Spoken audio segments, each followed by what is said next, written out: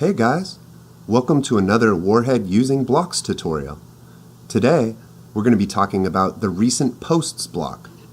Now we've already added some example posts in the dashboard, so all we need to do is add the block.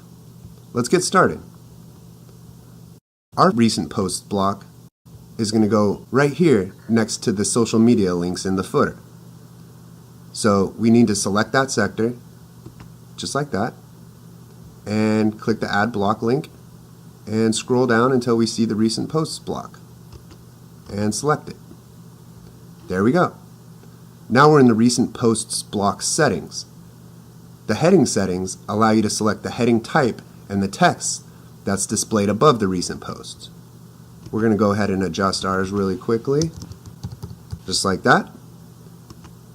Now the recent posts block posts settings allows you to configure how the posts are displayed in the block. So the maximum number of posts sets how many posts will display max. We're going to adjust ours a little bit because we don't have a lot of room in the footer. The sorted by settings allows you to sort by newest or alphabetically, either from A to Z or Z to A. We'll leave ours just the way it is. And the post layout settings. As you've seen with other blocks, the post layout settings allows you to create a custom subgrid containing all the elements that your posts might contain.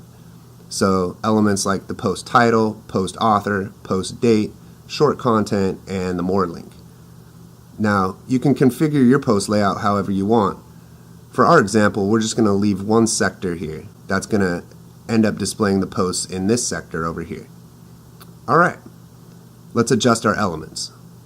We'll keep the title, but we want to choose not to display an author, or a date, or the more link, since the title is actually a link, and that'll link to our posts on the blog. Now we can adjust our short content max characters by clicking the cogwheel. We'll leave ours set just the way it is. Once your settings are configured, all we do is click Add, and the block's been added.